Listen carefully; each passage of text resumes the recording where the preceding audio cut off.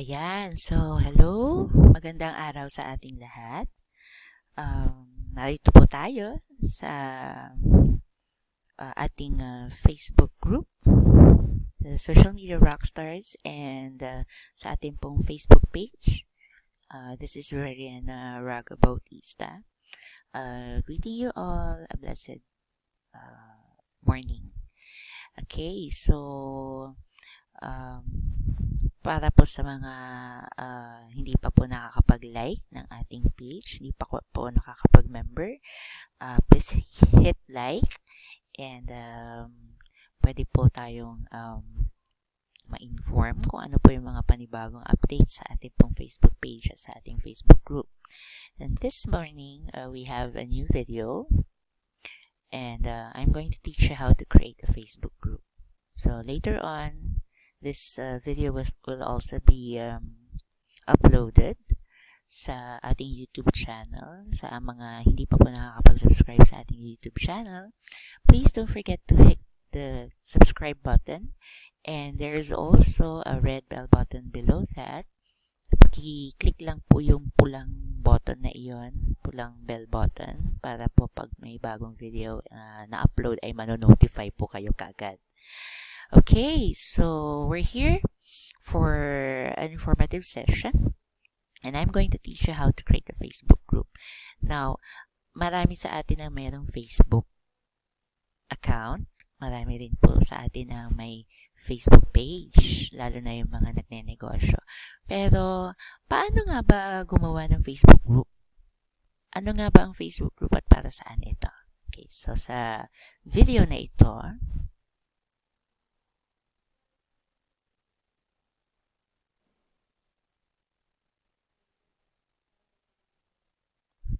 you are going to learn how to choose a group topic.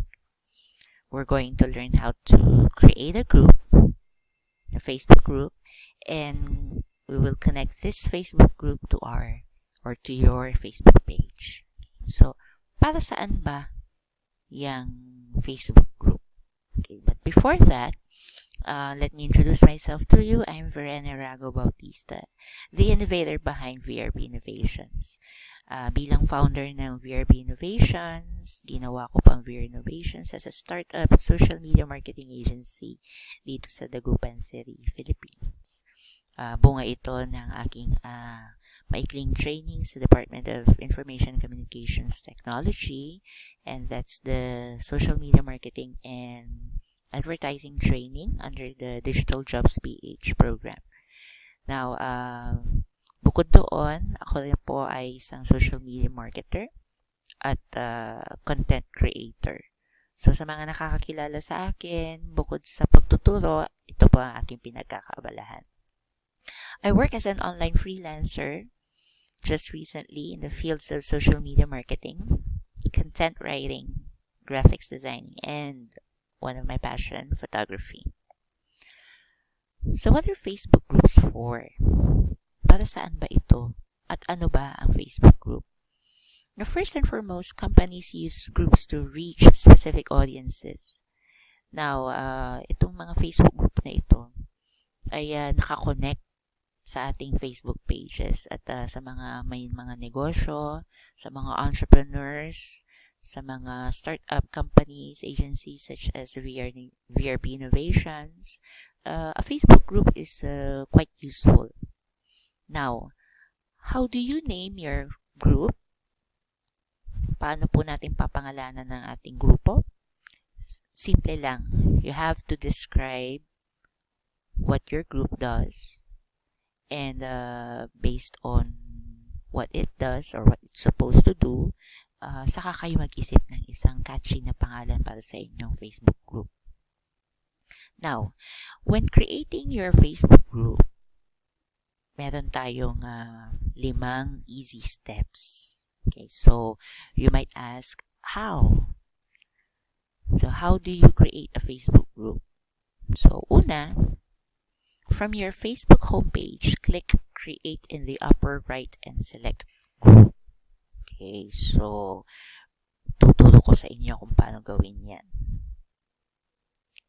So, narito tayo sa aking Facebook page. And meron akong isang Facebook group which is supposed to support VRB innovations, its services, and what we do as social media marketing outfit. So from the page, anong sabi? You have to click create in the upper right and select group. So nasaan po yung create? Ito po siya. Okay, so I have to click that. And then lalabas po yung pull down menu. Pwede po kayong gumawa ng panibagong page, isang ad, isang event, isang marketplace listing, at isang fundraiser. But for this session, I'm going to teach you how to create a group. So we're going to click group here or select group. Pagka-click nyo po ng group, lalabas po itong interface na ito. So after that, okay, we go to step 2, which is entering a name for your group. So as I've said a while ago, you have to think of a group name that should reflect what the group exactly does or is intended to do. So for example, dahil guru po ako, one of my passions is teaching reading, and I am an advocate of teaching in the early grades. Kaya kuminsan nagiging resource person ako sa mga trainings like ng mga kindergarten teachers. Okay, so since isa sa mga hilig ko yun, siguro pwede akong gumawa ng grupo tungkol doon.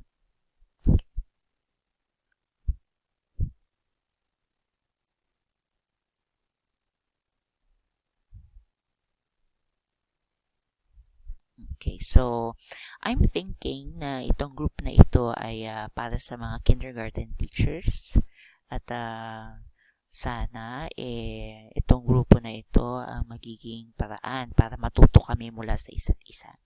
Okay, so I'm calling this group Kindergarten Teachers Hub because I'm thinking that it would be a learning resource for kindergarten teachers. Now, pwede akong mag-add ng members ngayon, and that would be our third step. Add your group members. So from the menu, from the pull down menu, from the interface rather, pwede tayong mag-add ng miyembro. Okay, so kadalasan itong mga members na pwede nating i-add ay nasa contacts natin, yung mga open ang kanilang Facebook accounts na naka-public. So, pwede natin silang i-invite. Let's say, for example, yung gusto kong gawing members yung mga kindergarten teachers sa Dagupan.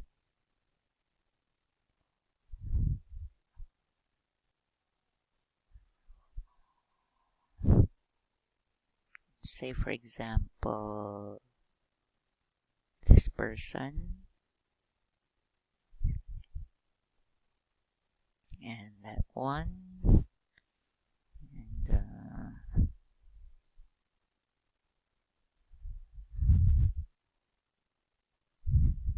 Okay, so pwede rin parents, okay, na mahilig din sa kindergarten education or early teaching in the early grades. So let's say for example, Ma'am Angeline. Okay, so she's one of the kindergarten teachers here in the Dagupan City. May mga lalabas na suggestion ngayon dito. So, pwede nyo silang i-add if you think that they will be interested in this group. Okay. So, there.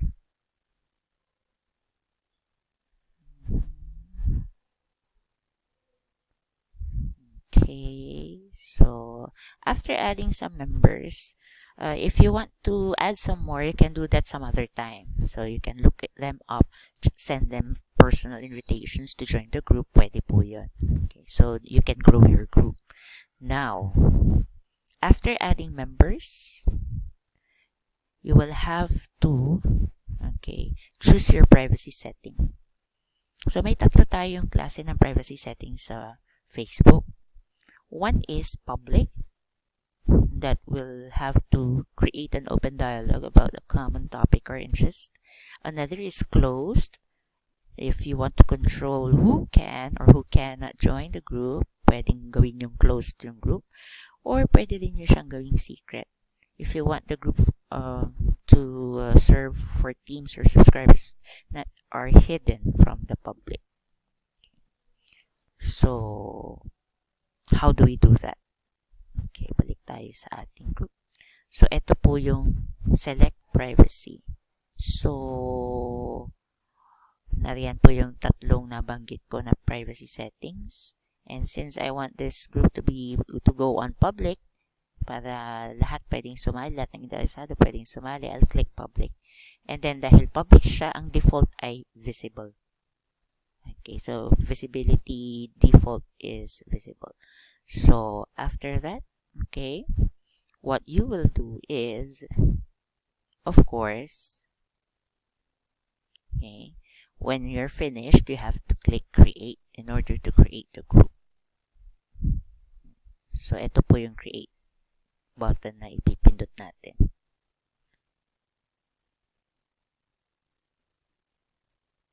Okay, so, let's just wait a little.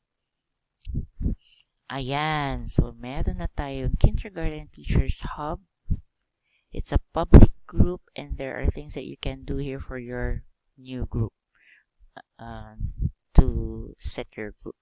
But that would have to be for another session. But we'll continue with this one. Okay. So, dahil na-create nyo na ang inyong group, pwede kayo ngayong mag-assign ng roles sa inyong mga members. So, ano ba itong mga roles na pwede ninyong i-assign? Okay, so, dalawang roles lang po yan. Okay, when we call them group roles. Either you are the admin or you are an administrator or a moderator. Okay, so, ano ba yung pinagkaiba niyan? When you are an admin, okay, so halimbawa, dahil ako yung nag-create ng group, by default, I'm the admin of the group. But I can also assign other admins for the group. Okay, so group admins have the most access in terms of settings and functions. They create the group and configure the specific settings of how it operates. And admins can also choose to assign or promote members to the moderator group. Ngayon, yun namang mga moderator, they are assigned by the admins. And they act like the overseers of the group and can help vet members who request to join, monitor group activities, and remove members. So, pareho lang ang functions. Halos pareho lang naman ang functions ng admin at moderator. Yun nga lang, may tatlong function ang admin na hindi pwede or hindi kayang gawin ng isang moderator. And an admin can make another member an admin or moderator, but a moderator can't. So, hindi pwedeng gawin ng moderator yon. Ang admin pwedeng magdagdag ng admin or moderator, pero moderator hindi. An admin can manage group settings, such as to change group name, cover photo, or privacy settings. Pero moderator hindi pwedeng gawin yon. Now, the similarity between the admin and the moderator is that both can approve or deny membership requests. Both can approve or deny posts in the group. Both can remove posts and comments. And both can remove and block people from the group. Yan. So, na-differentiate na natin sila. Now, with your group, there is one suggestion for organizing and configuring your Facebook group. You have to be specific. Now, in order for your group to stand out and engage both your current and potential audiences and subscribers, you have to use your main page to connect, communicate, and provide readers with what they're interested in.